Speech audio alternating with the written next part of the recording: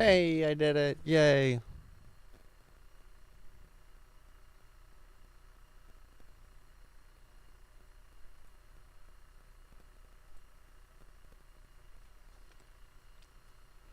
least I think I did. Didn't I? Am I?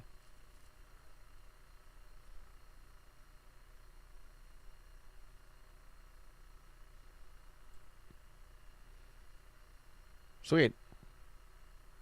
All right. Awesome. Too low.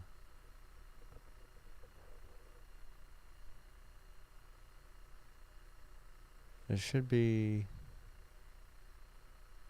It should be fine.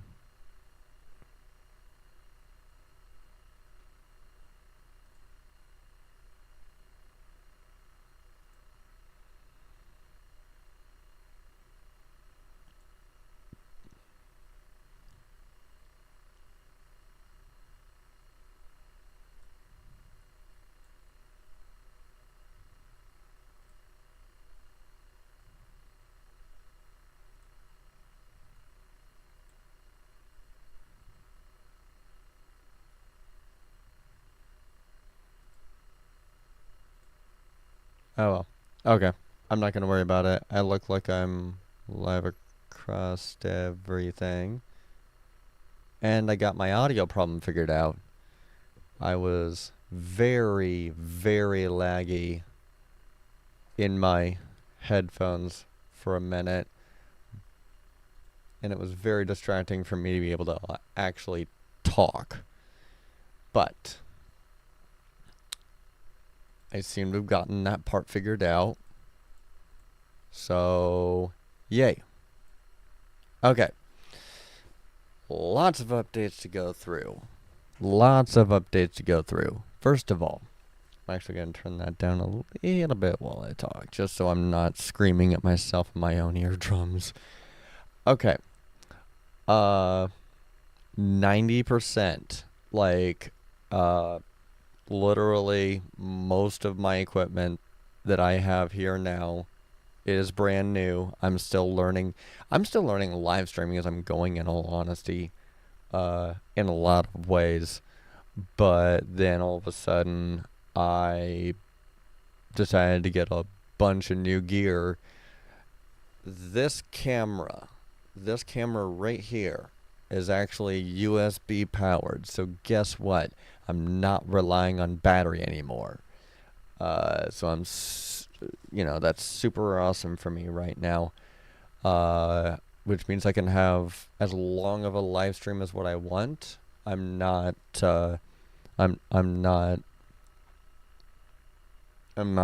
hindered by batteries dying, especially in cold weather right now. It is cold where I am, being in Fort Wayne, Indiana right now. 30 degrees Fahrenheit. Woo. Yikes. Okay, so, yes, new gear. I've got 2 monitors now, so rocking the dual screen monitors now. And, that means I can preview anything that I want to show. I've got 2 monitors. I mean, come on.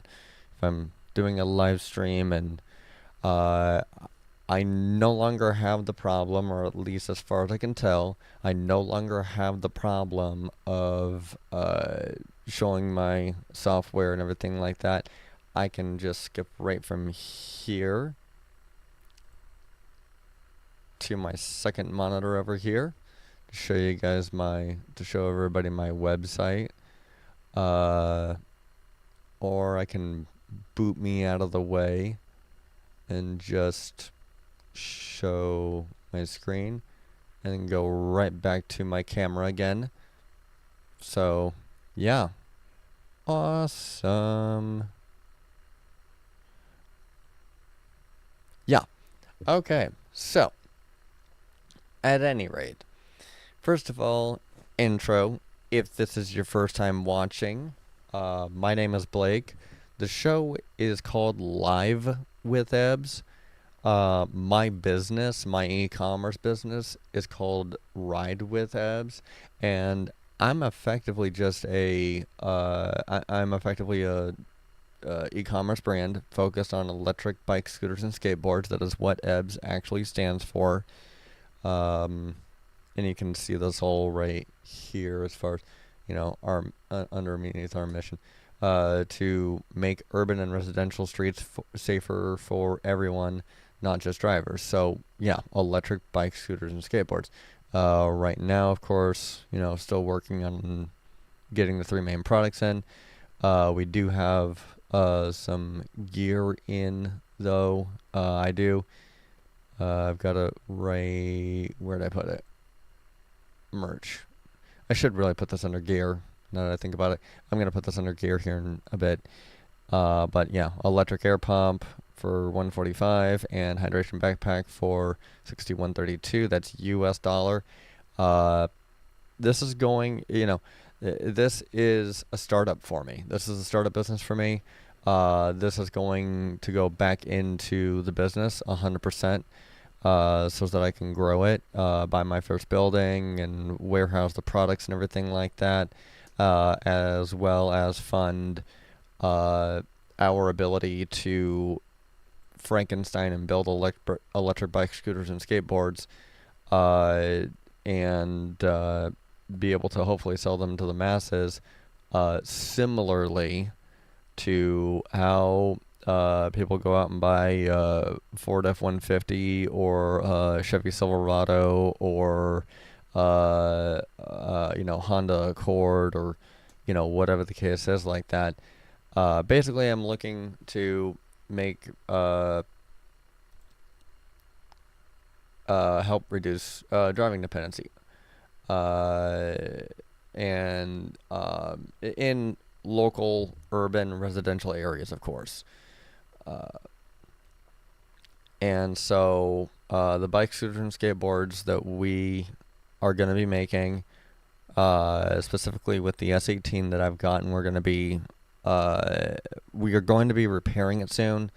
It has an electrical issue. We're going to be documenting it as soon as we get the parts in that are necessary to actually fix it.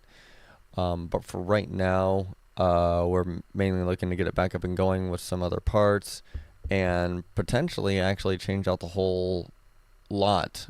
I didn't really want to do it that way, but the manufacturer was not willing to cooperate, and we're probably going to wind up undiscovering. We're probably going to wind up discovering how bad of an e-bike the S18 actually was, despite the fact that it did get me back and forth to work and a whole bunch of other things and whatnot like that for a solid year.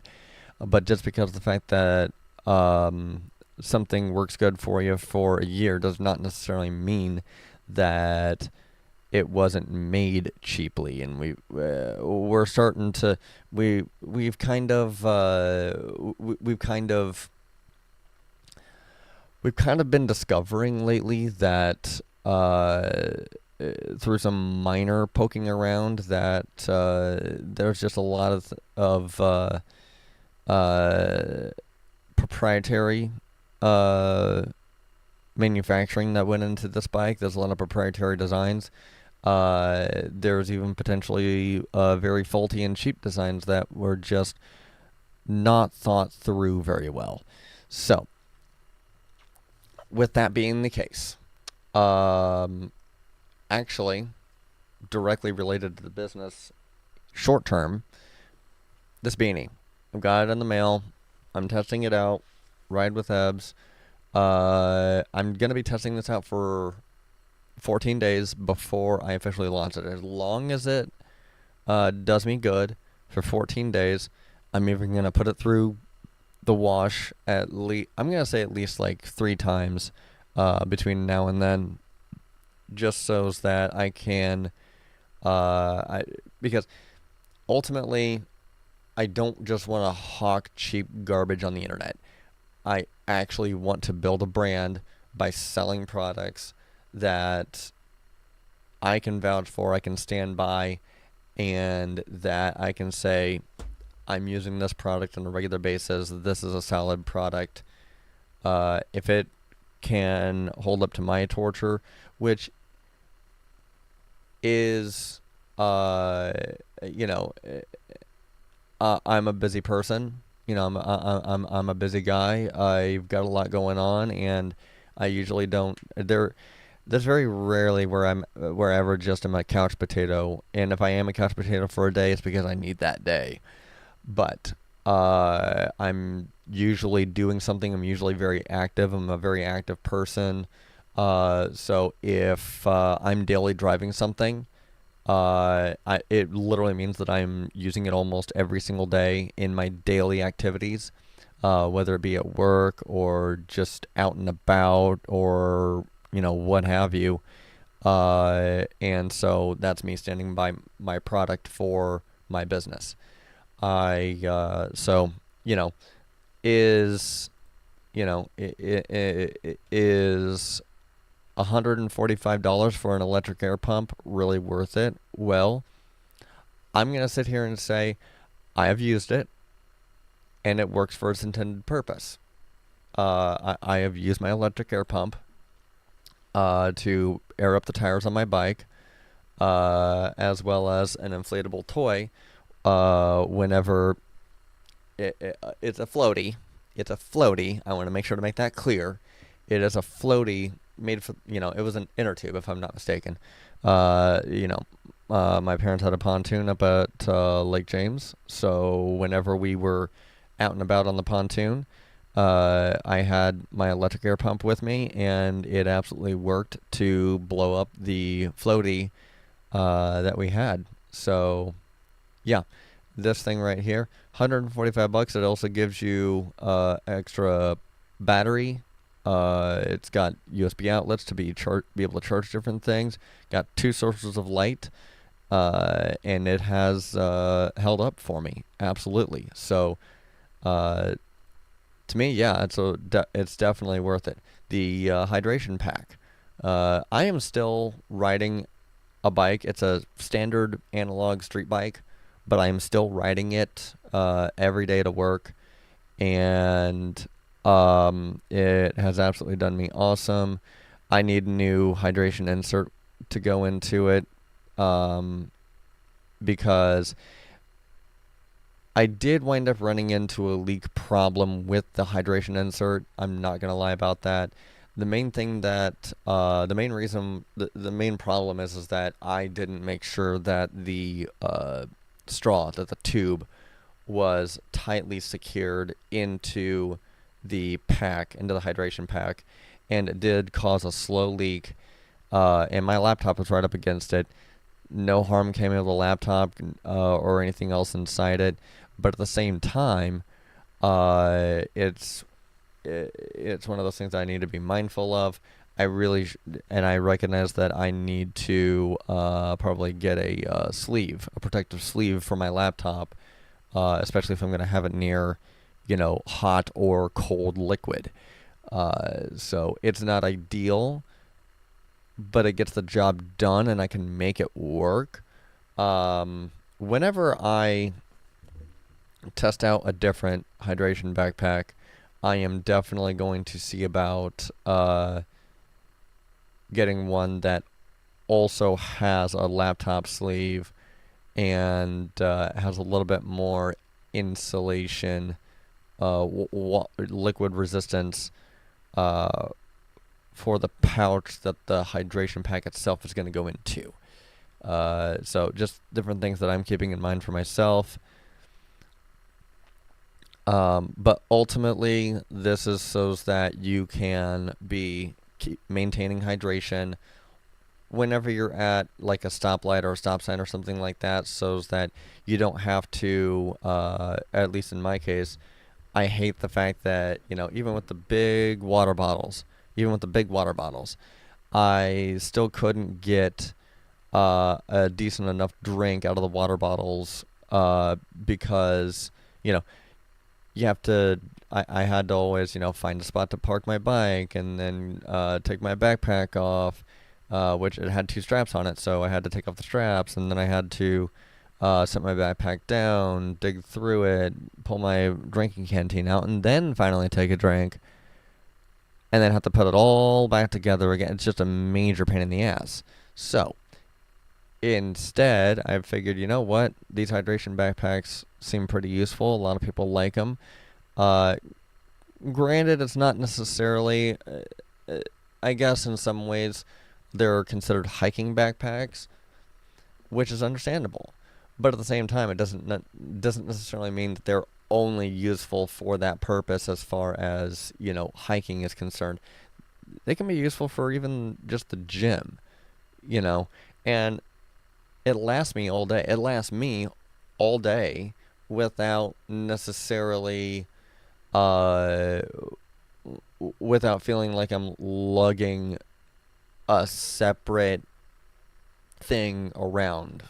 Like the way that it fits into the way the hydration pack actually fits into the backpack, it doesn't feel like it's just something else that I have to hawk around or throw into my backpack or whatever like that. It feels like it's made to be a part of it. Does this still present other problems? Of course it does. Let's see, right here at the top of this is where the straw actually comes out and around and down your side. That does present a problem for something like rain. So, if you're caught in the rain and rain starts coming down, rainwater is going to get into that hole right there. I don't know if a product that exists that would even fix that problem. I need to do more research on that. But 6132 for a hydration backpack that is I'm saying it's for riding bike scooters and skateboards because that's what my business is focused on. But obviously you can take it hiking with it. You can do anything you want with it, whatever the case is like that. So, but at any rate, but no, definitely check out ridewithebs.com. You buying my products is what allows me to build my brand so that we can, help reduce driving dependency. I cannot highlight that apparently. Oh, there we go. Help reduce driving dependency so that I can put more research and stuff like that towards building better bike scooters and skateboards for the average person. So, at any rate, okay, I've rambled on enough about my business. Let's go ahead and check out. Okay, here we go. So, I might have to actually make my camera's frame even smaller yet. Let me see here real fast if I can drag that down a lot more. There we go. Okay, cool.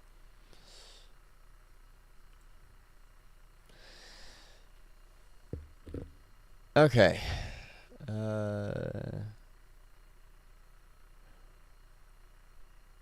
Really, stride 3. I'm not even sure how to pronounce that word in all honesty. Can this tadpole design transform your life?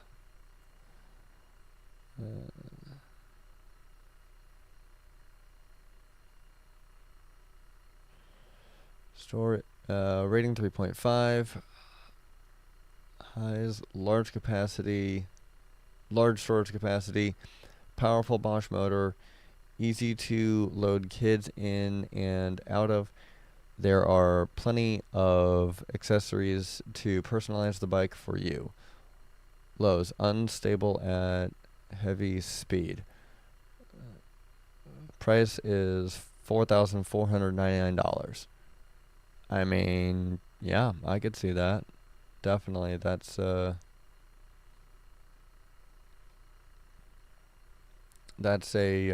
nice looking cargo bike. I still don't know how the hell do you pronounce that word?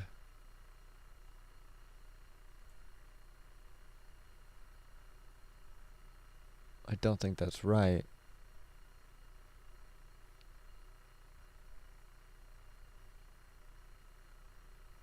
Hmm. Okay. Well, whatever. Has two types of cargo bikes: the Stride 3 and Stride 2.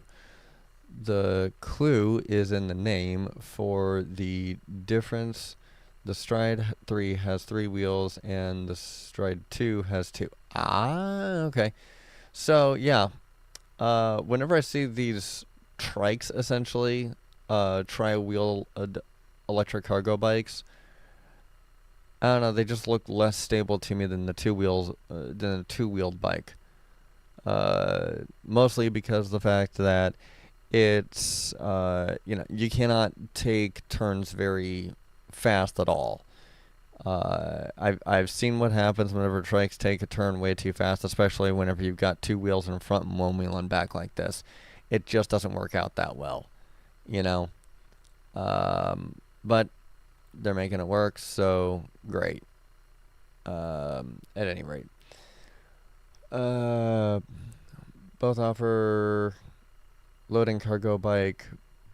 Both offer front loading cargo bike built on a Babo. Ugh. Somebody correct me in the comments about that. Platform and share the same Bosch performance line CX motor, while similar in design. Both have pros and cons in transportation. How they ride and cargo loading, as we have the Stride 3 for review. Let's focus on the bike. Let's focus on what the bike is. Live live to live with. I think they messed up. Let's focus on what the bike is like to live with. Wow. Okay. No, I can't read at all. uh, let's focus on what the bike is to live with at all. uh,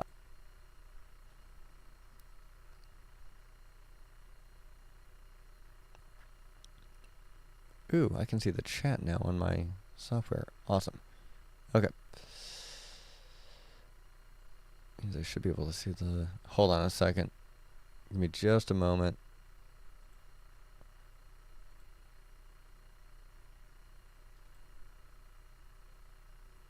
I still cannot believe that I cannot see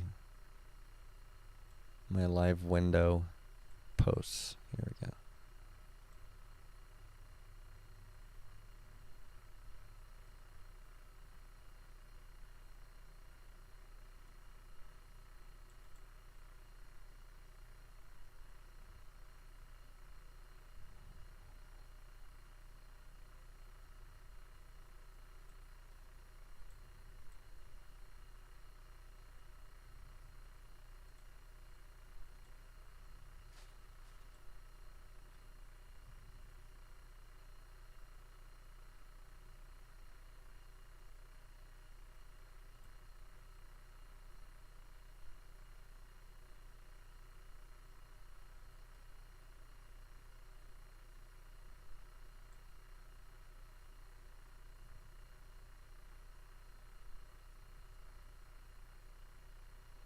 Okay, whatever.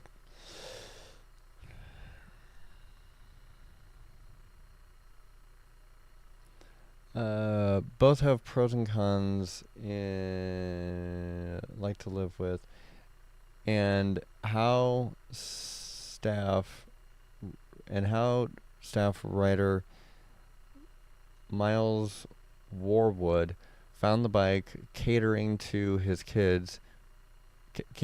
two kids to and from school while running errands around town. If you want to check out the best electric cargo bikes, we've curated a buyer's guide for those who do too. Okay.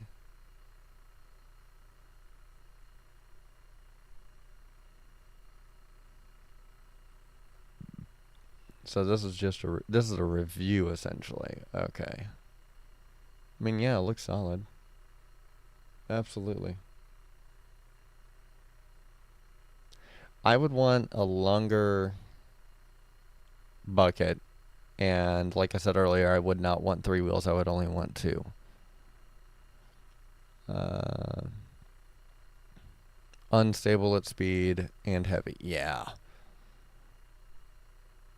Like if I were to go on a road trip with me and my girlfriend and our future kids when we have kids, I would definitely, I would definitely want to take either a truck or something that can haul a trailer to be able to put this thing onto, because there's no way that this thing is going to be able to actually handle. There's no way to load this thing onto any kind of regular rack. Like this thing would have to be like on a flatbed or box truck, and then uh, and then essentially just like strapped in. So that's 3 wheels. That's 3 wheels. That's the same thing. Yep. Straight 3. Something like that. Yeah. Something like that I think would be a lot, at least easier to maneuver. Yep, something like that that's front loaded like that. It's got the longer bucket in the front. That would be almost perfect for just taking family with you, taking groceries with you if you still do grocery shopping in a brick and mortar store. Just hauling equipment around, small equipment, small to medium equipment, hardware and different things like that. Uh, Obviously, same deal here. I would prefer this for uh, uh, running with the kids, so that they're not just staring at my ass the entire way, and I can actually see them, and we can actually have a decent conversation, because then they could even be sitting backwards and be looking at me and actually communicating with me. So that's just, that would just be my personal preference. So, absolutely. Okay. Moving on. Oh, yeah. But tradespeople can't carry their stuff around by bike. Oh, yes, they can. How cargo bikes are changing the way people work. And this is looking like a beautiful example of that to me.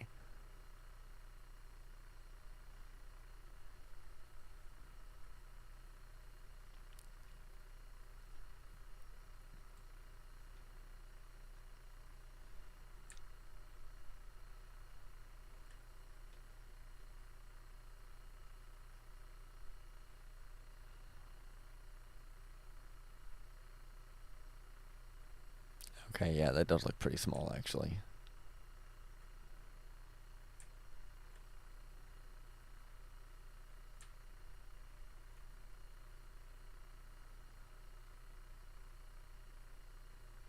Bear with me, I'm still learning how all this works. Like I said, this is a new camera for me. This is a new camera for me. I'm dealing with a whole new aspect ratio and everything. It's a super wide lens, and my screens are also new too. So I can actually read, like I can actually see all the way down to 100. This is 100% right here for me. So I can actually read this. But I can understand if you're watching on TV, you probably won't be able to, so I'll go ahead and blow it up about that much. Yeah. Yeah, that looks like it should be about fine. Okay. One of the more common objections when you will hear about efforts to promote active travel or restrict motor traffic, whether through the implementation of low traffic neighborhoods or congestion charging or congestion charging schemes, or those based on vehicle emissions, is the impact they might have on a tradespeople who rely on their van to get to their jobs, and who cannot be expected to do so by bicycle. But increasingly, electricians, plumbers, and gardeners, and others, as well as major businesses, are taking to 2 or sometimes 3 or 4 wheels to carry out their work. As they as is this image posted to X, the platform formerly known as Twitter, by Richmond Cycling Campaign, makes clear. You can shift a lot more. You can shift a lot more by bike. Shift or ship. Might have meant to say ship. A lot more by bike than people might imagine.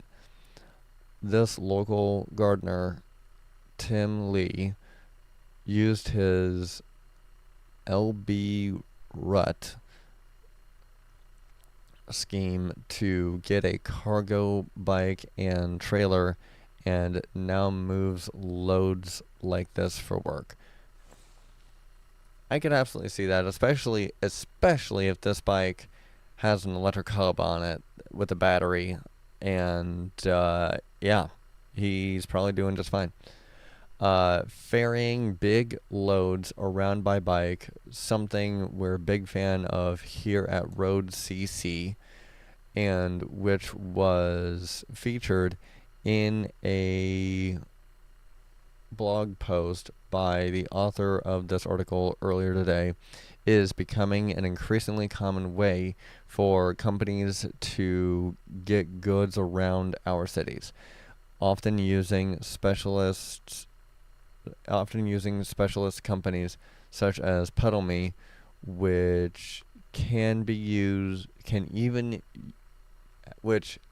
has even used its cargo bikes to perform office moves, such as for Fusion Media, owned and ran by Adam Tranter,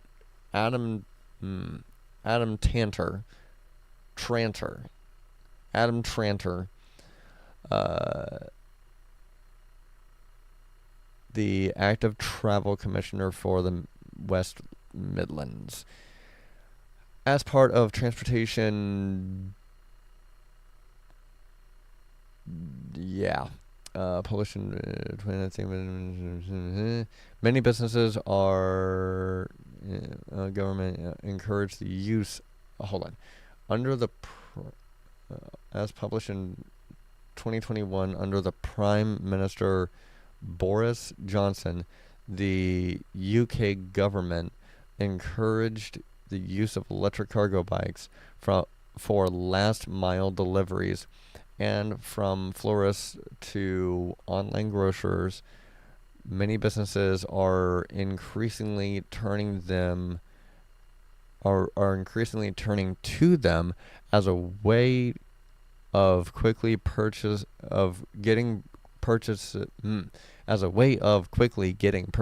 to customers in our congested cities. It's anyone's guess where that sits on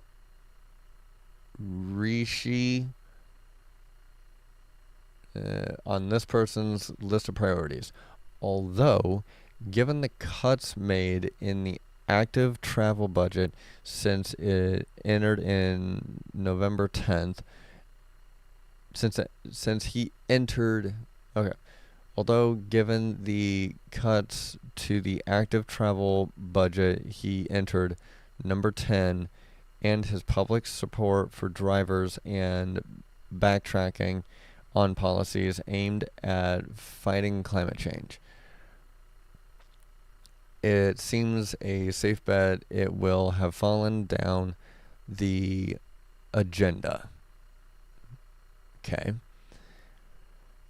In cities including London, however, in a different it's a different story. In March this year, Transport for London (TfL) published its cargo bike action plan, in which it says cargo bikes are an affordable, safe, clean, and efficient alternative to vans or other light goods vehicles in London. Yeah, sure. It says the plan was developed to promote and enable uh,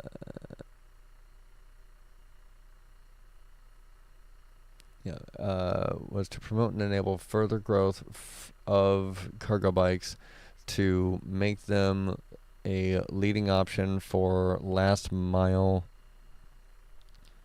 freight and servicing trips. It is aimed at at organizations involved in delivery and servicing who use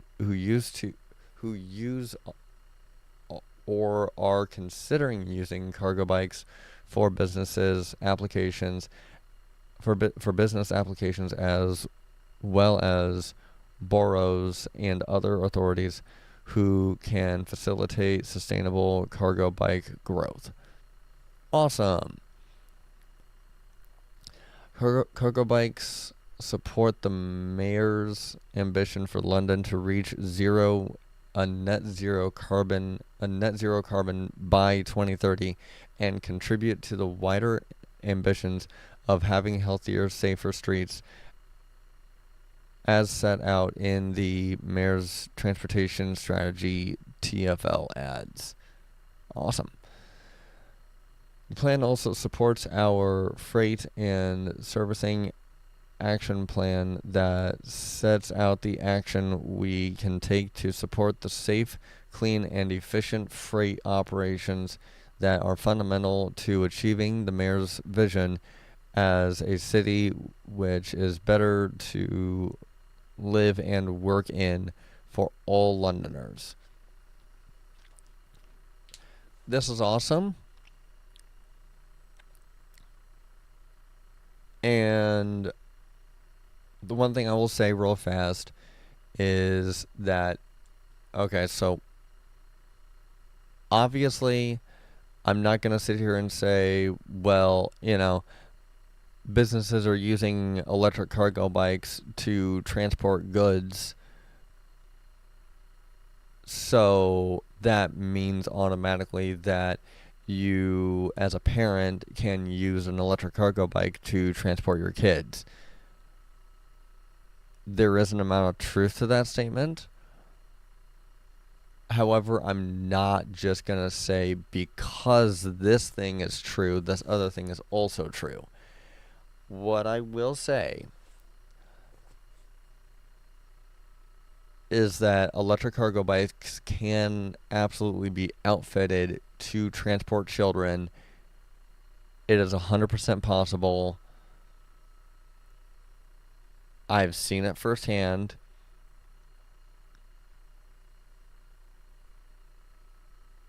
And if you really don't think you can do it, then you're right. Because at the end of the day, if you don't think you can do something, you're probably not going to even give yourself the chance to. Therefore, you're right. If you think you can, then you'll most likely give yourself the chance to and figure out a way to do it. You're right either way you go. It doesn't matter at that point. If you think you can, then you at least stand a chance. And if you think you can and you come to the conclusion that you can't for X reason or whatever like that, so be it. At least you gave it the opportunity.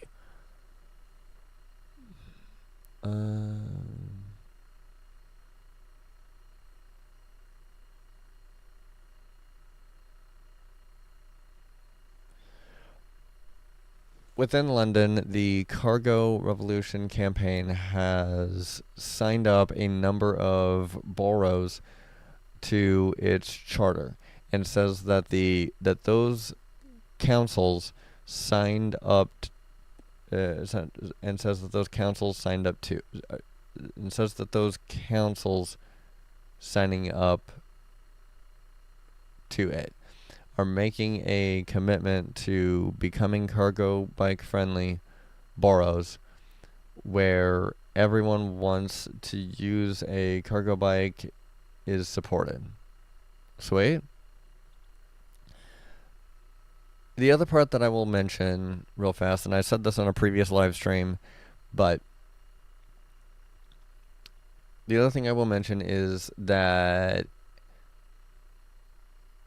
I've said before in a previous live stream that I'm very apolitical, that I am very, I think we need less political involvement and more Darwin's Law to take effect. And that the US dollar, or whatever currency you use if you're in a different part of the world, whatever currency is the most popular and or valuable, that in itself, what you decide to spend your money on and what you decide to spend your time on as a human on this planet will always outweigh the value of any check mark on any ballot for any political person at all. And it's not even close. So if you spend your money on your vehicle more than what you do your bike, and everybody else does the same thing, guess what city officials and political figures are going to think that people want more of? If you spend more money on a bike, scooter, or skateboard,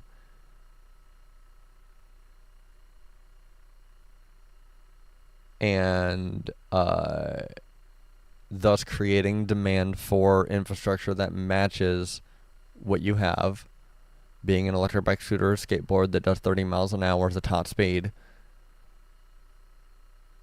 then our political figures will either see that and adjust the infrastructure as needed, not overnight, but eventually, or we have the right to kick them out. We outnumber political people at a ridiculous ratio. So pick and choose what you want to spend your money on. I would spend more money on tech locally if I was able to.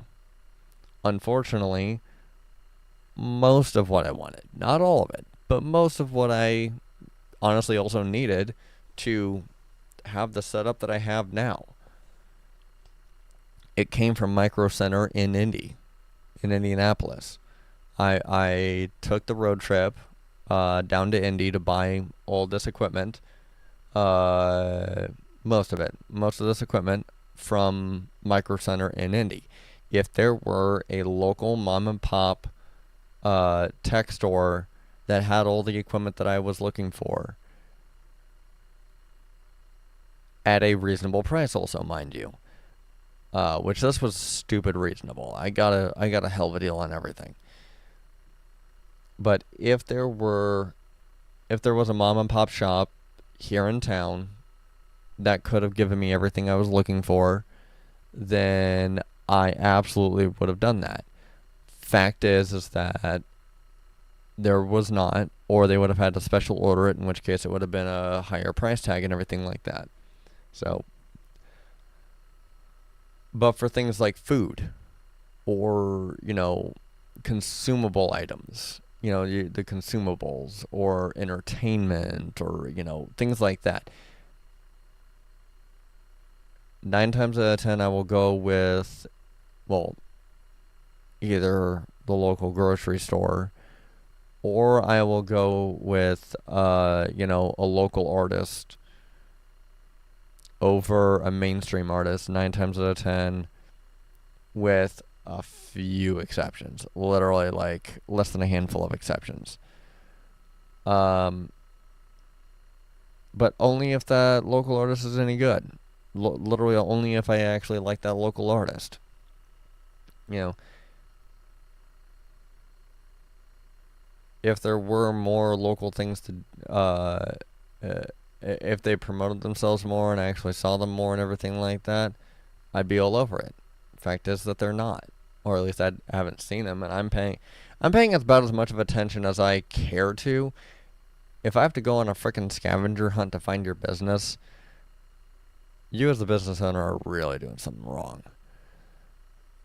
Okay. So, but the fact that political figures are getting involved in electric cargo bikes is, on the one hand, awesome. Uh, just in general terms, it's awesome to see them getting involved with electric cargo bikes. But on the other hand, it's also, to me, I think of it in terms of, do they really need to get involved? But I digress. With London, okay, we've worked with businesses, researchers, counselors, and other stakeholders to identify 5 key areas where cargo bike accessibility in boroughs can be improved. Those ideas are improving internal logistics, improving businesses making the switch, support businesses making the switch rather, improving infrastructure for businesses and individuals, making communication cargo bike friendly. Communications cargo bike friendly. Yeah, okay, that's what that says. Make it easier for residents to switch to cargo bikes. Okay. The 9 councils signed up for the initiative so far: Brent, Camden, City of Westminster, Ealing, Hackney,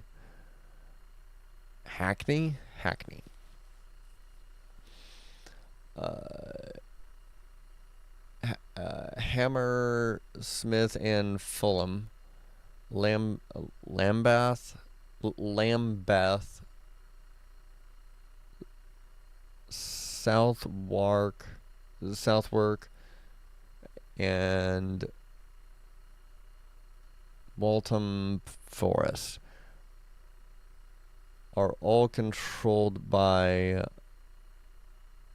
Labour and include several of the city's most forward-thinking boroughs when it comes to active travel.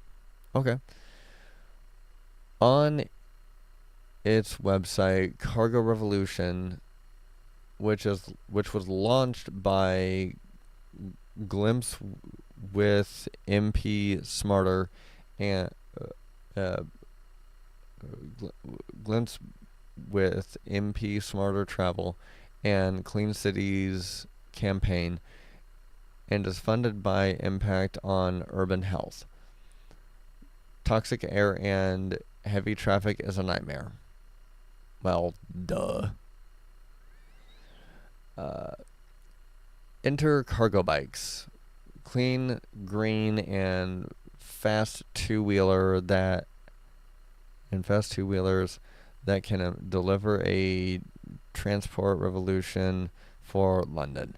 These dream machines can clean up our air, cut carbon pollution, and shift impressive amounts of stuff all the time, all at the same time. Something I will mention is that I have not really talked in depth or length about the emissions side of electric bikes, scooters, or skateboards, and there's a very important reason why. Again, I don't want to get into politics. And unfortunately, even with the fact that energy, energy consumption, using gas versus using electricity, or whatever else like that. Even with the fact that it's purely science, it has been so politicized for no reason other than for conservatives to just be comfortable with what they've created. And the rest of the world can suck it. It's one of those things that I wish I could get more in depth on without somebody politicizing it, because it has nothing to do with politics and everything to do with science. Oh, we don't have the infrastructure to keep a whole bunch of Teslas charged at the ready and everything like that. Okay, fine. Even if you don't have the infrastructure for it, I'm pretty sure the internet infrastructure wasn't quite ready for Netflix at the time.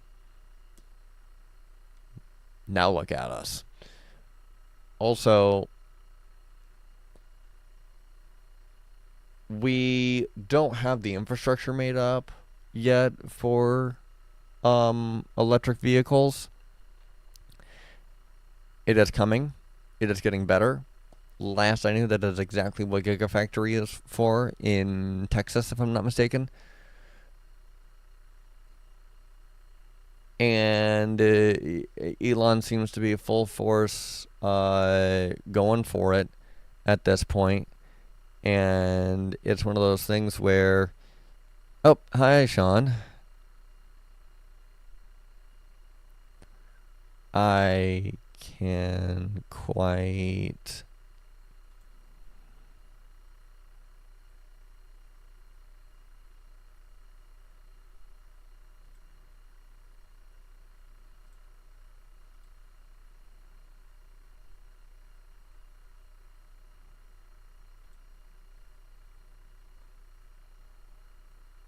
Okay. So yeah, it's definitely one of those things where I just wish that I could talk more in length about it without getting into the politics. Because to get into politics on something that is purely science, it ruins it for me. It just does. There's no two ways about it. It ruins it for me. You start talking about things that I don't know about, I'm not privy to, I am ignorant on.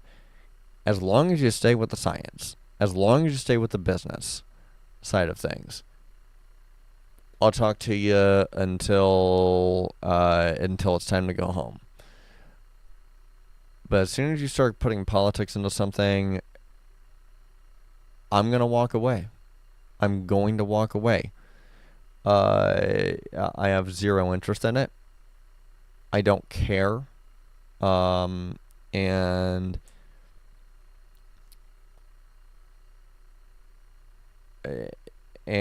I have seen where politicizing things that were not meant to be politicized just ruins it for everyone. It just does. That's not to say I do also recognize that,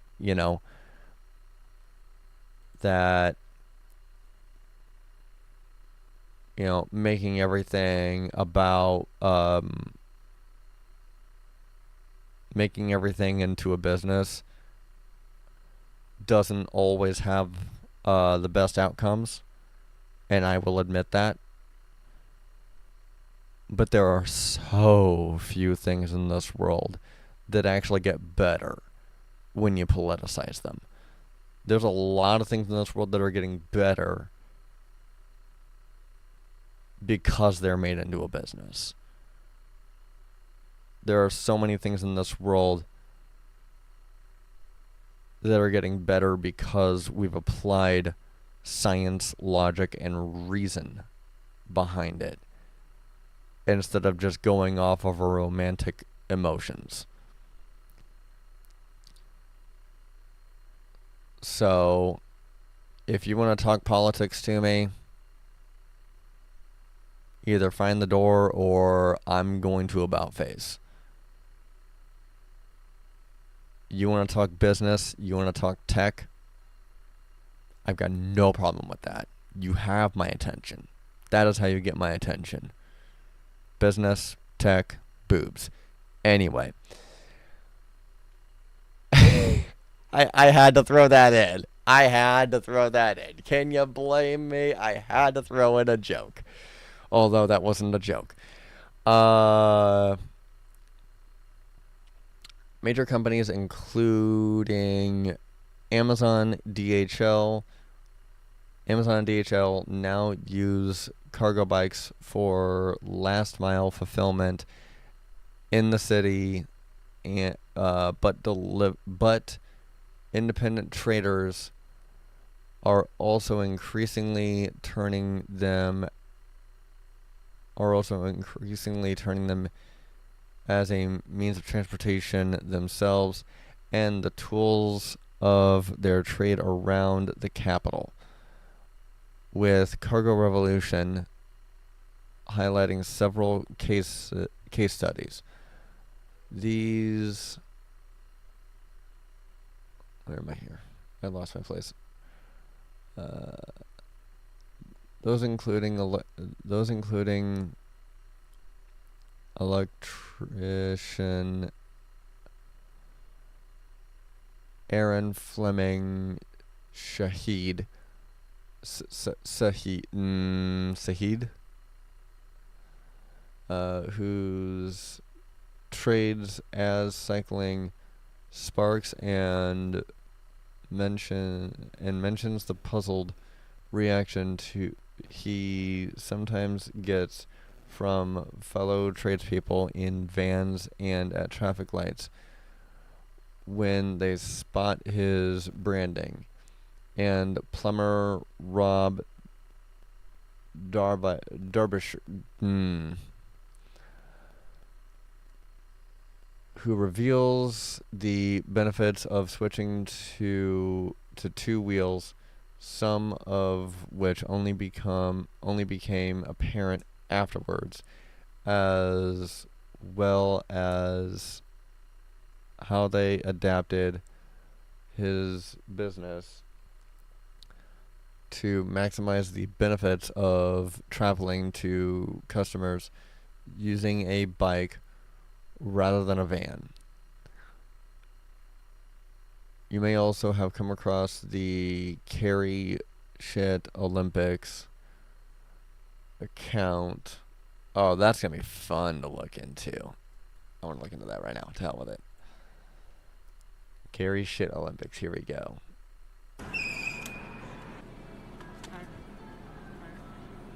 Alright, let's see what we got.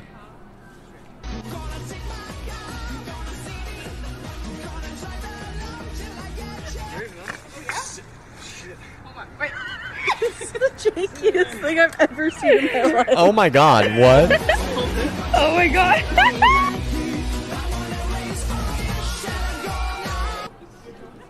I don't think this is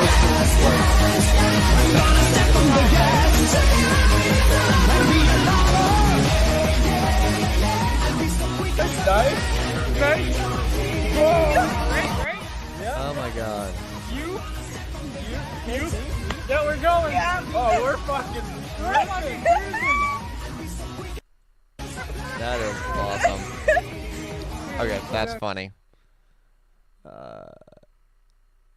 Absolutely epic.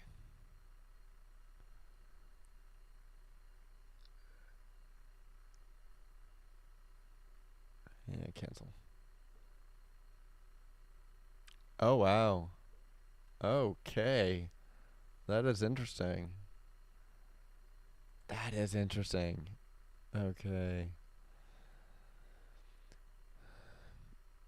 Yep, there you go. Today was a great day for running errands by bike, dropping the kids off at school, hit Costco, delivered Girls Guide of Can? Girl Guides of Can. Oh. Girl Guides of Canada. Okay. Cookies to two people downtown and picked up a fifth case of cookies in on my way home. About 80% of my ride was in bikeways and protected lane. Where the hell does this Canada? Never mind.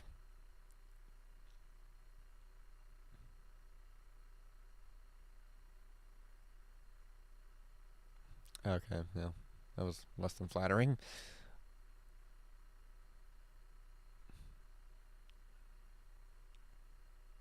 Wow, that's awesome.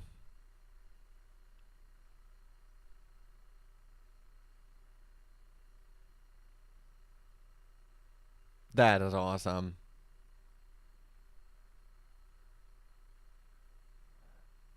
Wow, that is impressive.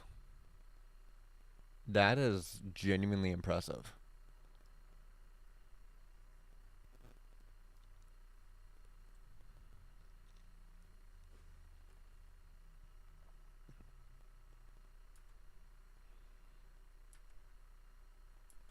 Equally as impressive.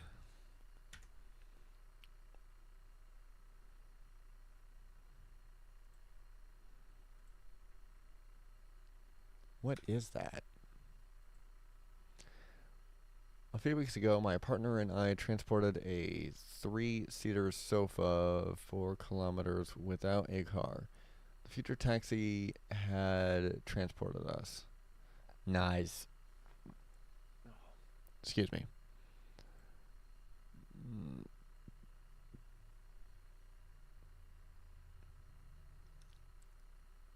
Gary should Olympics. Follow.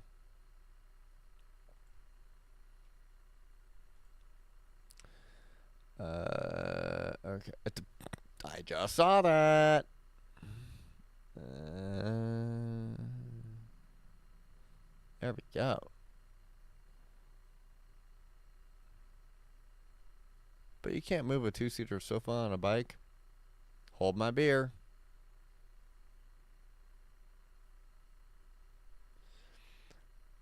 Make cargo bikes and like everyone here advocate for less people driving and getting on your bike.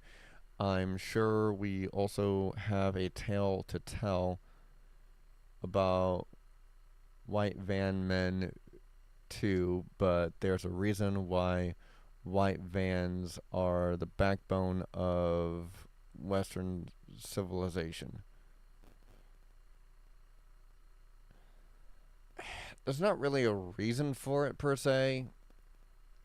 It's just that that's where we have come to. You know, that's the way the infrastructure is made, is for drivers, not people. Um, there honestly is just, I don't believe that there is a real reason as to why, other than the major auto manufacturers that have America by the balls. I've already said all of this.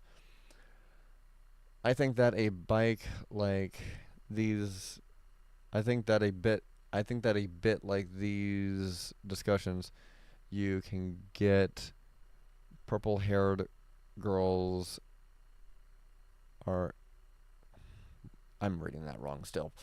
I think that a bit like these discussions you get when purple-haired girls are asked what men bring to the table.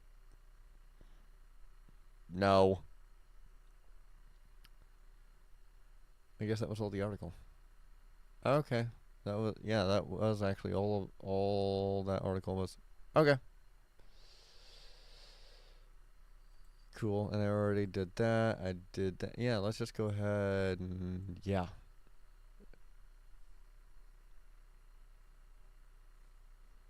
Hey, look, another bike bus.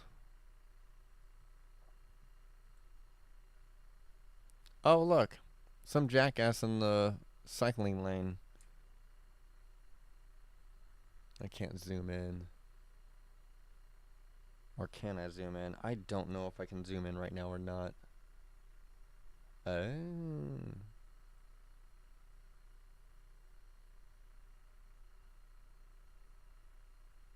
Interesting.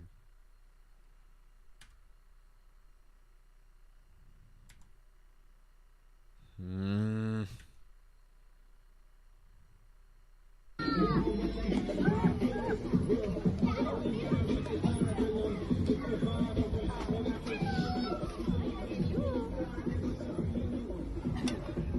Nice.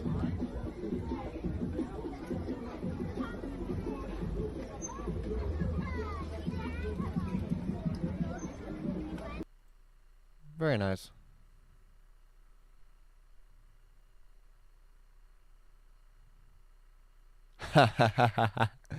Nice. Hold on. I want to double check real fast. Oh, yeah. Okay. I need to mention this real fast. So, I woke up to this morning to this email right here. It's a two-parter email. I just had to separate them out. We have reviewed your content and found severe or repeated violations of spam, deceptive practices. Interesting. Spam or deceptive practices. Scan policy. Basically, yeah. And they gave me no warning whatsoever. None.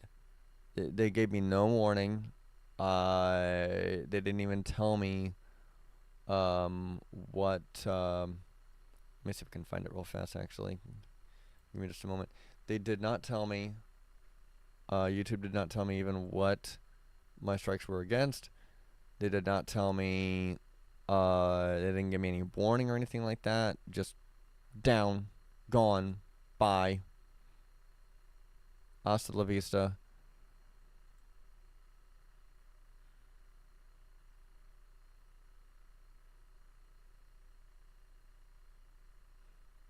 Okay, here we go.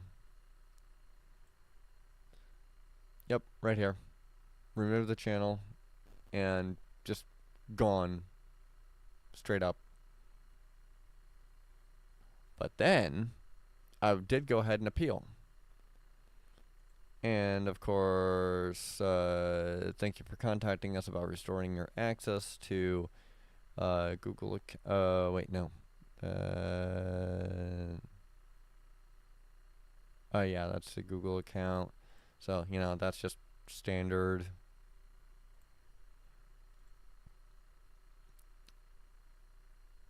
And then I eventually did, of course, get it back. After taking another look, we can confirm that your channel does not violate our community guidelines. Okay, fine. What the hell? They're literally just gonna nuke my channel like that?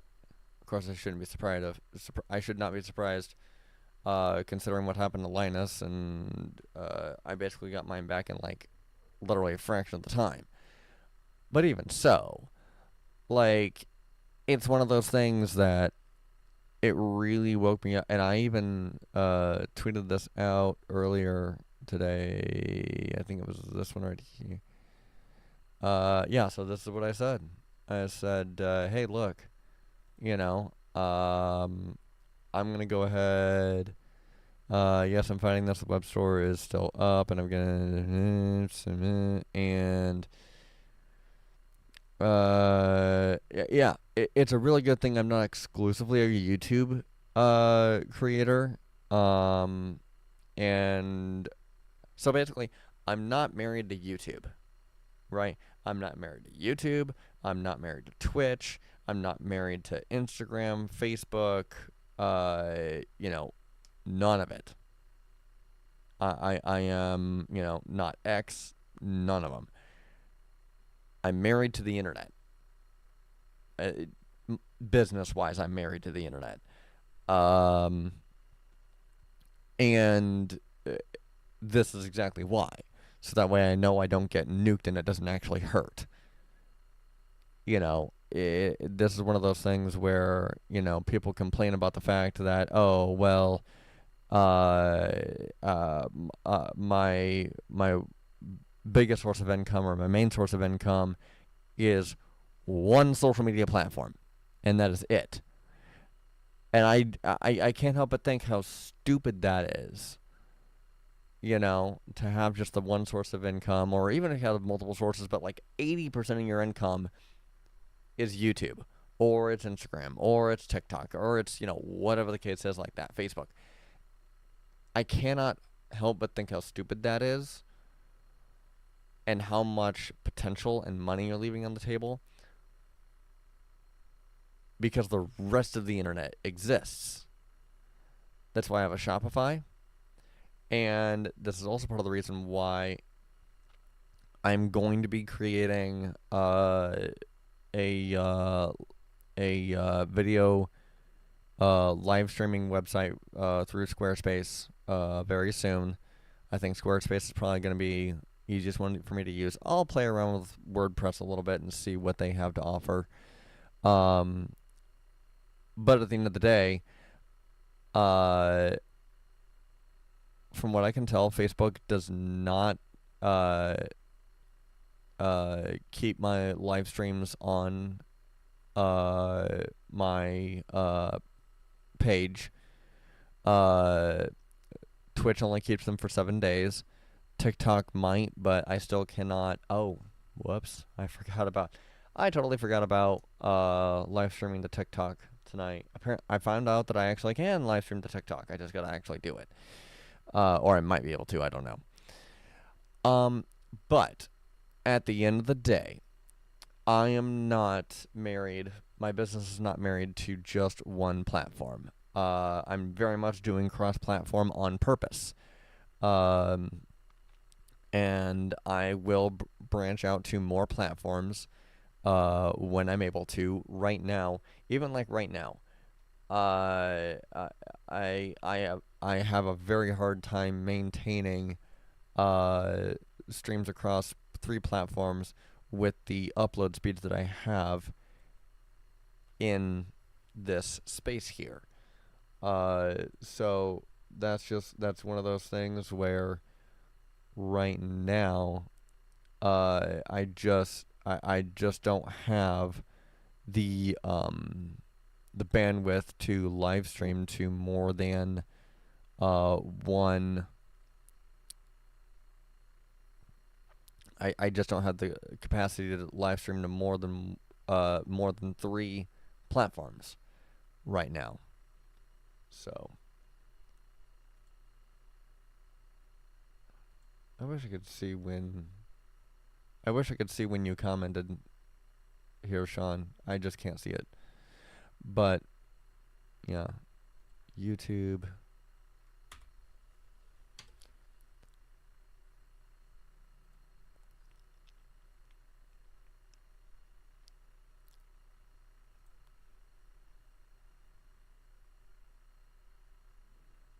Yeah, Facebook, I can see that. That looks good. And then, of course, Twitch.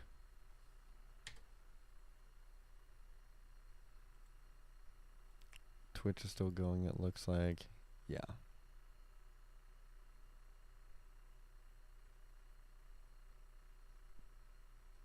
Yeah, all going strong. Just that my upload speeds right now kind of suck. So, trust me, live streaming on 3 platforms is about the max I can probably do right now.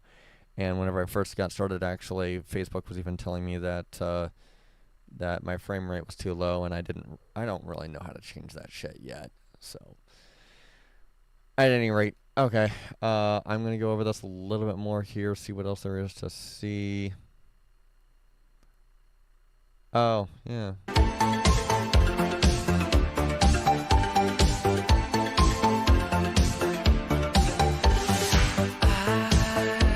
What are you even doing? Yeah, what are we even doing here? It's a secret dream. Restart itself.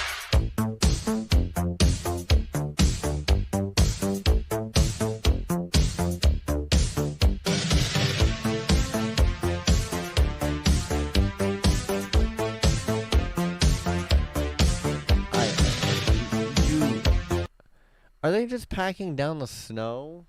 Like, I genuinely don't understand what it is that they think they're doing. Like, I genuinely just do not get it. But whatever.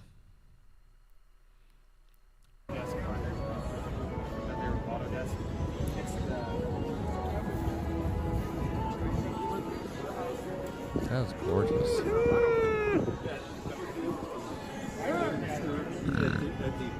Excuse me.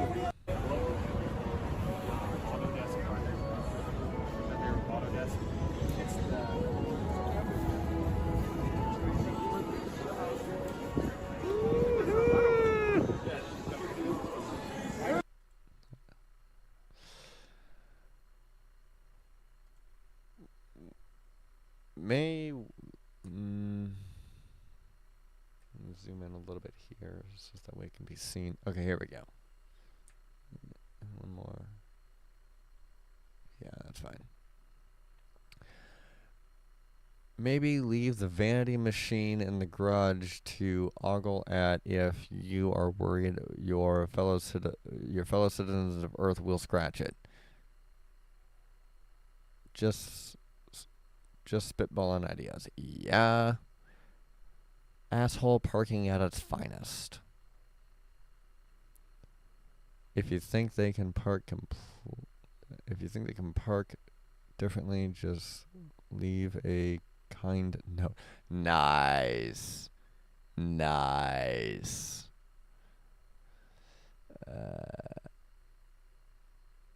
How full is the rest of the lot for Black Friday parking? Home Depot run,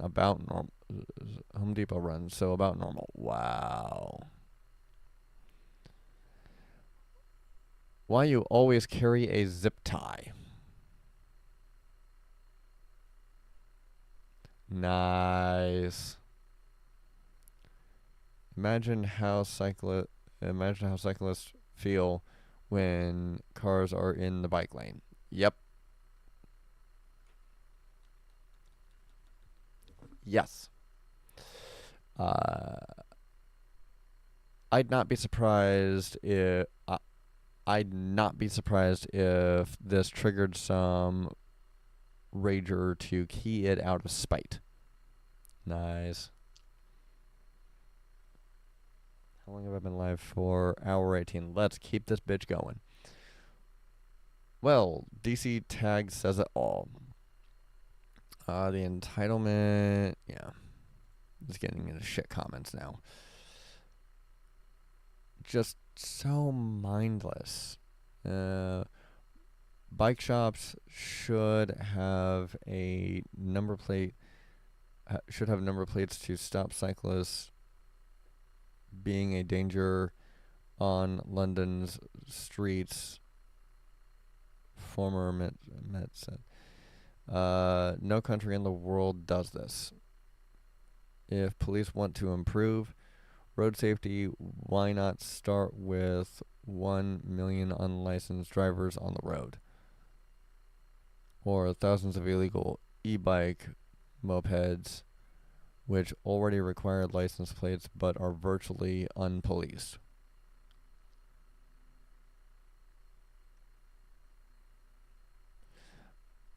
Hey, I'm confused about this one, actually. Bikes should have number plates to stop cyclists being a danger from London streets. I mean, I would agree with you if plates stopped drivers from being a danger to on any streets. If that were the case, if having your vehicle registered and insured and everything, if having your vehicle registered and insured and everything like that actually stopped drivers from being assholes and running over people and, doing 60 in a 40-mile-an-hour zone, I'd say go for it. It's the we put gun-free zone signs up on the schools so we don't have to worry about kids getting shot argument. It is. It straight up is. Signs don't stop bullets, and number plates on bikes don't stop asshole drivers. Don't stop distracted drivers. They don't stop either one, realistically. They don't stop asshole drivers. They don't stop distracted drivers. They don't stop drivers from having a medical episode while behind the wheel. They don't stop drivers from being distracted behind the wheel. You can put as many license plates as you want to on a bike. If a driver's distracted, it won't matter. You can have the highest resolution. You can have reflective this, that, and the other thing, and lights galore on your bike and everything like that. If a driver is distracted, if a driver is having a medical episode behind the wheel, if a driver is drunk, if a driver is falling asleep behind the wheel, if they're having a manic episode, whatever the case is, it won't matter. It will not matter. Straight up.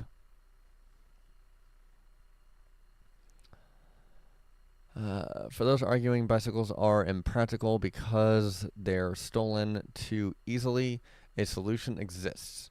Bike lockers. Actually, I covered this in a previous live stream. The other thing that also helps, that also can help, it helped me. I'm just saying, it helped me, so it might be able to help other cyclists as well, is having a GPS tracker on your bike.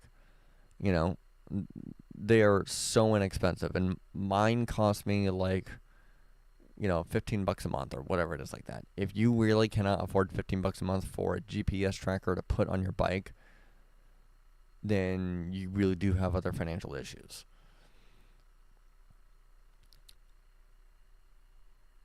We can't build more housing downtown. There is no room.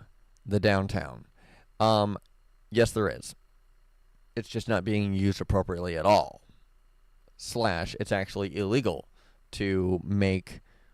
It is actually illegal to create more mixed-use public areas now. That's why so many suburbs are being made effectively. So, we found out the way... We found out the hard way this morning that the cold definitely reduces the expected range of an e-bike battery. Well, yeah. Strategies to not get caught off guard. Does bringing the battery inside when not in use help? Bike is stored in unheated garage. Yes. I would say absolutely bring your e-bike battery inside as long as it is certified to be safe while it's charging inside your home. It's damn cold in London today, so why does Apple, which wants to be a climate leader, have double doors permanently open when it's heating the inside? Yeah, that's kind of stupid. Shopify. Whoa. Look at that. That is nice.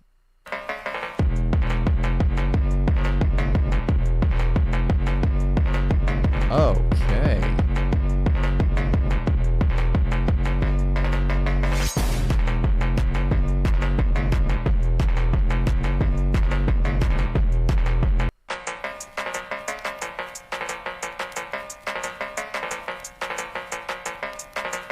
Nice.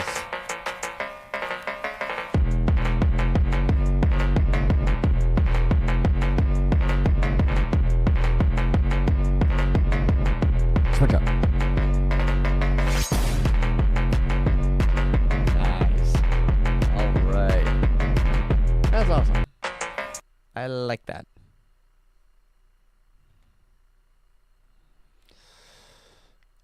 Purple, we love it. Blore. That is nice, actually. That is very nice.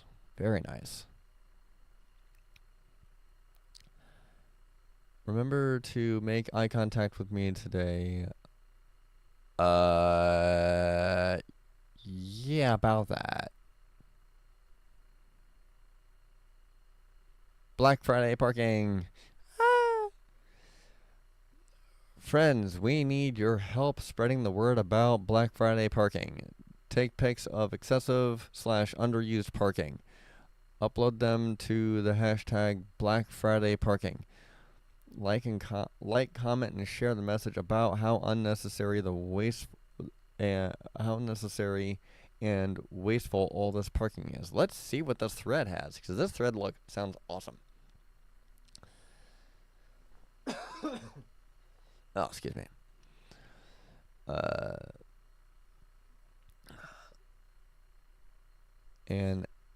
And ask attention for the Black Friday phenomenon as a celebration of purchase, forgot, throw away, do it all over again consumerism. Yikes. That got dark. This is disingenuous and below strong town standards. I doubt there is a single parking regulation in this country that requires enough parking to accommodate the biggest shopping.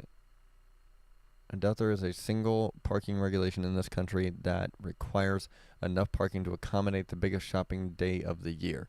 The retailer in this photo may well like having the amount of parking, but I doubt it's required.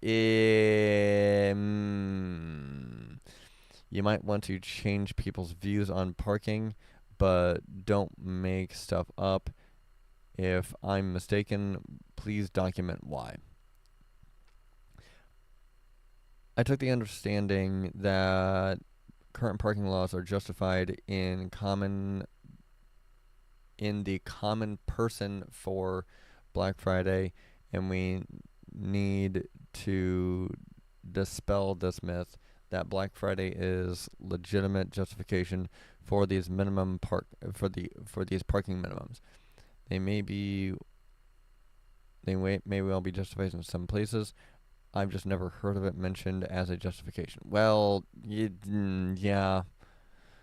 Overflow parking facilities are, by definition, created to do this, making a public lot for shared private areas like malls. Okay. Okay.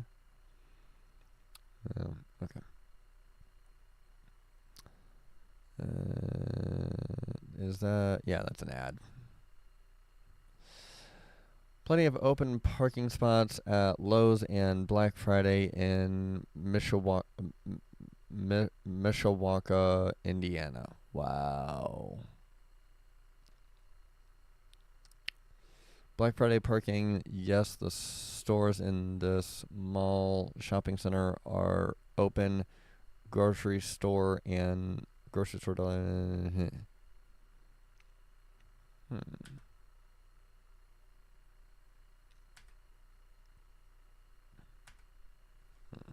Interesting. And at Meyer.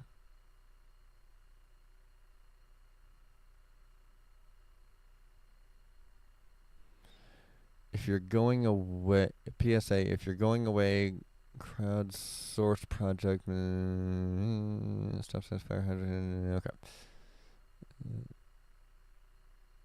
Yeah, there's just way too much parking for all of it.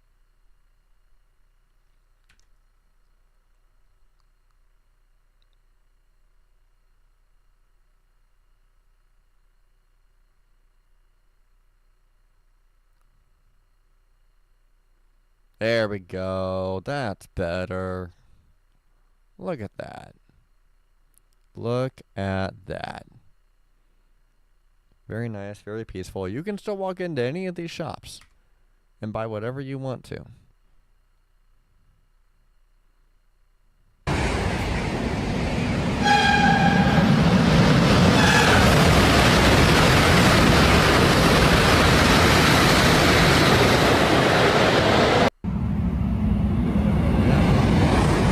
I believe it.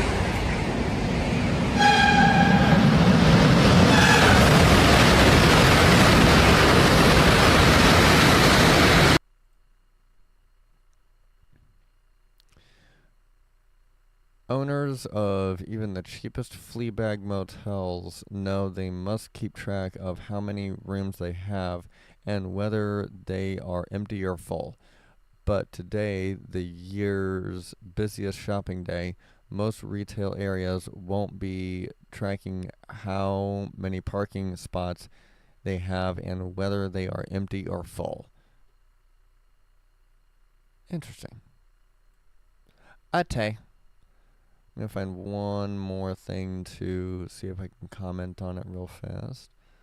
What is New City Moving has to be one of the most incompetent movers in the city. Well,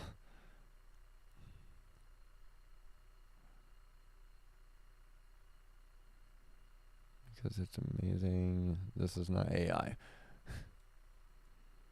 What world do we live in now that people have to post, this is not AI? I mean, that is, yes, I would move there. 100,000%. I would move there. Walkable. Very, very walkable. Very, very people friendly. I could walk there. I could ride my bike there. I could ride a scooter there. If I learned how to skateboard, I could even ride a skateboard there. I would absolutely move there. I wish we had a use it or lose it law.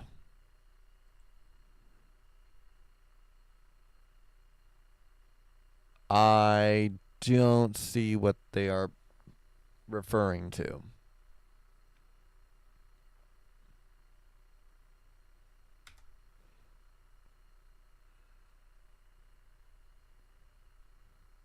How long have I been live for? Hour and a half.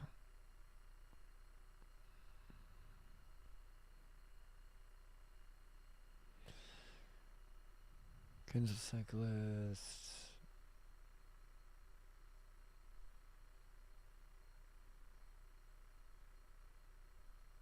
Okay.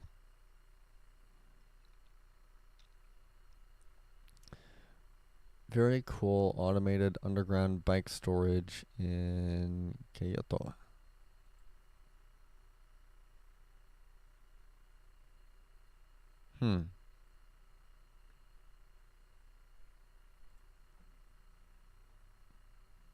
Okay.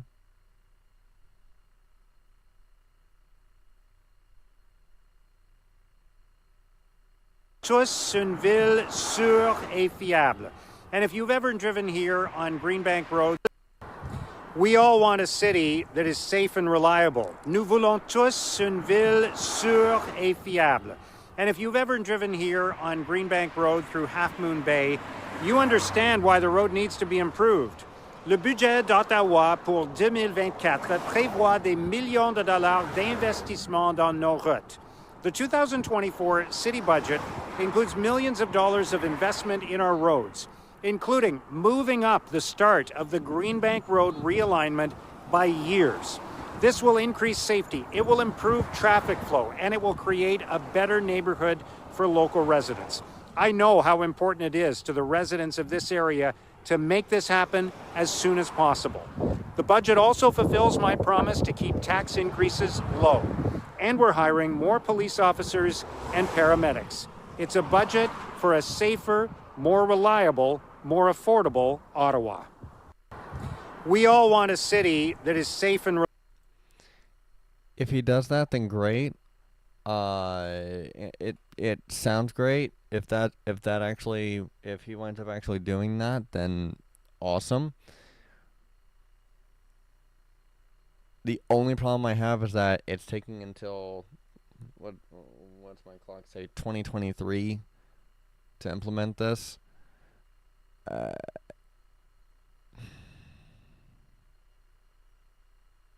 I don't know how long this particular street has been a problem like this for, being a street road hybrid.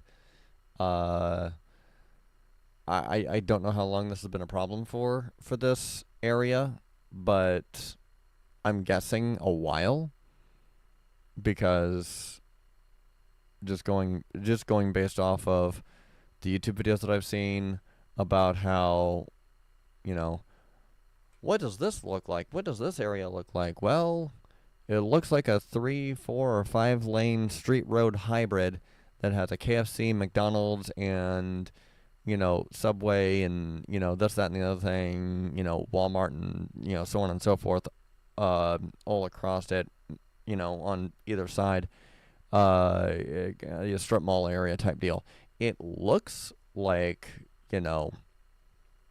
every other shopping strip, every other strip mall in my hometown, Fort Wayne, and I'm assuming also any other strip mall in America. Nope, it was actually Canada. Oh, I didn't realize that Canada was so close to us in culture. Uh, but apparently, whenever it comes to infrastructure, they absolutely are. Go freaking figure. Boy, I'm sure glad we elected a mayor that won't prioritize one form of transportation over another. Well, it seems like he has, but at the same time, he says that he's gonna change it so that it's not. So that way, it opens it up more to more modes of transportation. If he succeeds, nothing great. Unfortunately, I don't even know how long he's been mayor for, and I don't know how long this street road hybrid thing has been a problem for either. Don't try to sugarcoat it with talks of safety. It's a $90 million road widening project. If you actually cared about safety, you would just make the bridge pedestrians and cyclists. You'd just make the bridge pedestrians and cyclists only, and all the safety issues would be solved for basically free. I mean,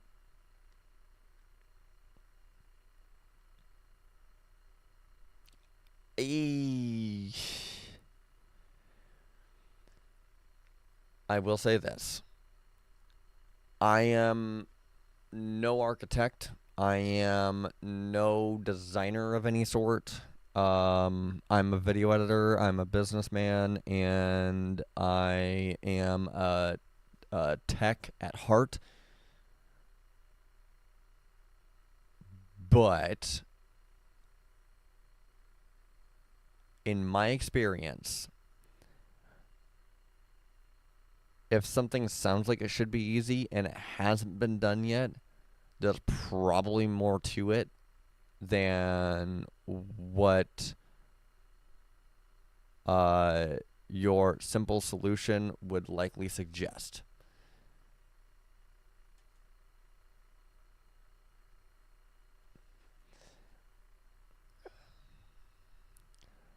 Bus service is poor and worsening. Road widening just induces traffic demand. Road widening definitely induces traffic demand. If you're widening sidewalks and actual bike paths, multi-use pathways, then that in itself will not induce traffic demand. Are you really interested in safety? How about starting with preventing drivers from running over people not in cars? All it takes is thoughtfulness and political will. Actually, no. As I've said earlier, all it takes is you using your dollar, your money, currency, buy a bike, scooter or skateboard, electric or standard, doesn't matter, and use it. That is all it takes. Now, I'm not minimizing that. I'm not meaning to minimize that in the sense of, oh, well, everyone just needs to do this and the problem is solved. Trust me, I understand. Habits can be hard to break. I have been working on breaking my habit of eating fast food every day for lunch. I did it cold turkey. I ran into some turbulence. I'm pretty sure that was related to it, but I was able to do it for about a solid month. Every day for a solid month, no fast food. I ate a big breakfast whenever I woke up in the morning before I went to work, and I had a big dinner whenever I got home at the end of my day and went to bed. So for the first few days or so, yeah, I was starving. I had serious hunger pains and everything. As my body adjusted, it became clear to me that, oh, I actually can do this. There were some days to where I wasn't even hungry. I just bought food and ate it out of habit. I have broken that habit. I just recently had Taco Bell the other day and Subway for breakfast earlier today because my schedule got so screwed up, and uh, I didn't buy the Taco Bell. A friend brought me the Taco Bell because I was with him, but um, I did buy myself the Subway. I bought myself the Subway because I worked partial first shift today at work, uh, and I really needed to get going, but I really needed just something fast.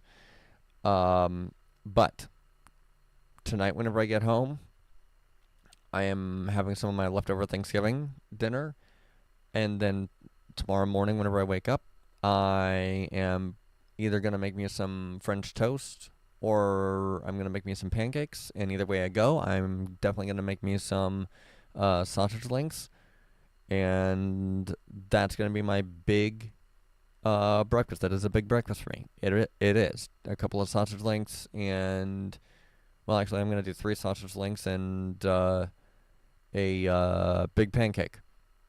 That's big for me. That's huge for me. Because originally I was filling up on junk, and I just couldn't eat much more than, a chicken sandwich and a half. And yet the other day I ate 3. So, it's a matter of, I didn't think I'd be able to bike clear across my hometown of Fort Wayne from one tip of it to the other. And then I did it. It took me a while. I paced myself to make sure I wasn't gonna, pass out from heat exhaustion or anything like that. And yeah, I was sore at the end of it, but I managed it. And I bought a nicer bike that allowed me to do it more efficiently, more comfortably. And I did it. So, no, it doesn't just take thoughtfulness and political will. Political will, I would argue, would be the last thing that people should use as incentive to change their habit.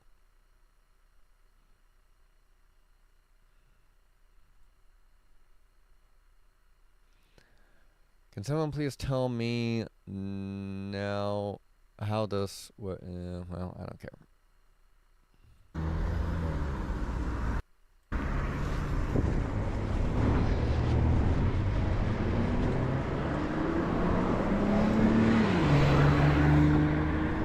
Oh. Yeah, that's an asshole driving.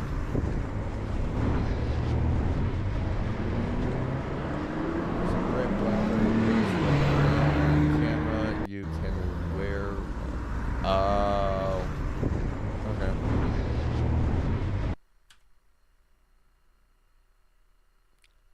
Wow. Oh, of course. Of freaking course.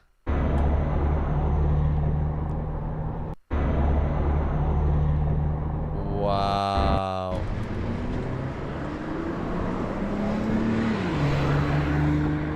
Yep, they definitely were trying to wave that cyclist off of the street, even though they had every right to be on the street because of what this sign was saying.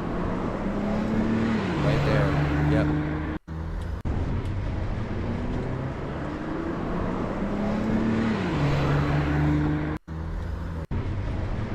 Well,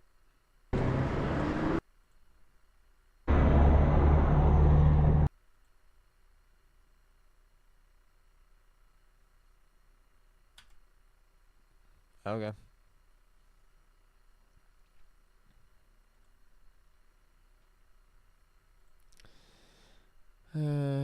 Amazing, isn't it? This morning I dismounted to cross in a crosswalk and one driver sped up to get through first rather than let me cross.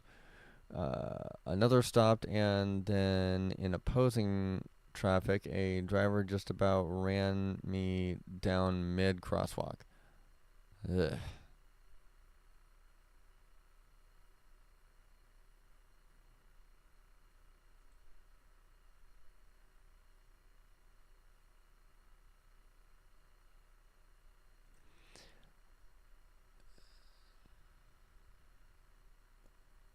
Huh. And I'm currently assigned to the Traffic Response Unit, where I've spent 6.5 years. Hi, I'm Jason Van Dorp, and I'm a constable with the Calgary Police Service. I've been a member of the service for over 18 years, and I'm currently assigned to the Traffic Response Unit, where I've spent 6.5 years. Over the next week, I'll be on the CPS Constable social media profile, Facebook, Twitter, and Instagram. I look forward to sharing many traffic safety ideas with you. If you have any traffic safety or traffic questions in general, feel free to post them and I'll try my best to answer them for you. Okay.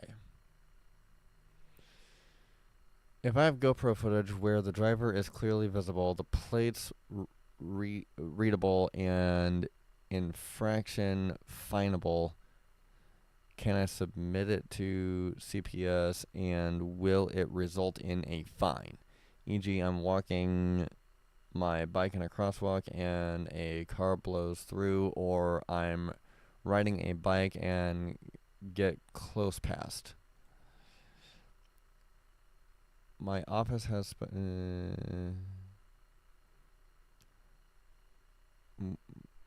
we need to enter as a cyclist. I'd ask Putman, my representative, but he never responds. Okay. My office has spoken to Calgary Police Service, and they confirmed that they can issue the summons on evidence as long as you provide a written statement and attend court to give evidence. You can call 403. Okay.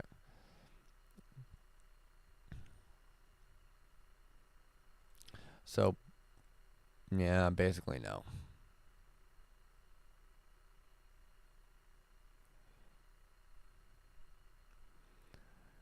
Did the police do anything?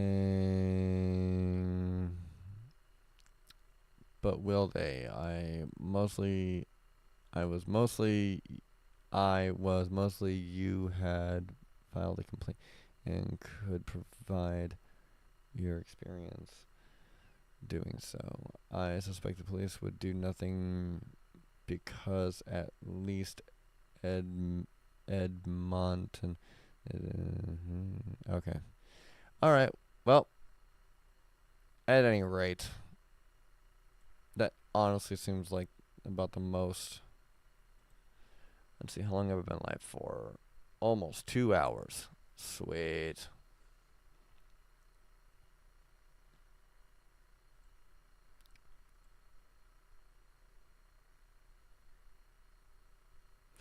Okay. I'm going to go ahead and close this out right now. As a reminder, I am a small startup business so far of one.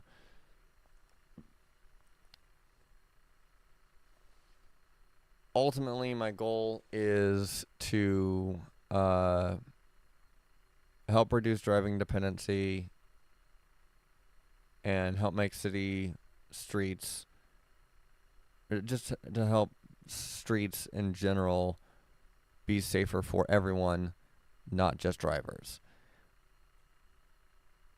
And of course, I'm making this content because I just enjoy making content, and I thoroughly believe that content is king if you want your business to be able to thrive in today's modern social media driven world.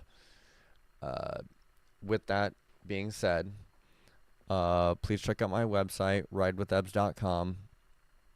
Like I said, I'm going to be putting this on as long as this beanie holds up against my torture.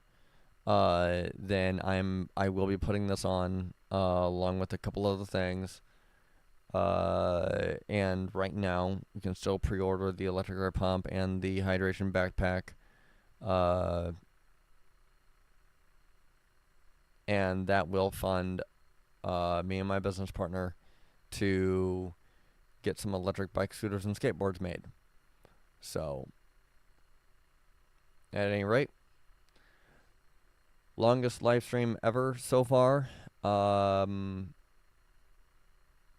as long as all this gear holds up, I will do this for longer and longer, as much as I possibly can. So, at any rate, I am signing out. See ya.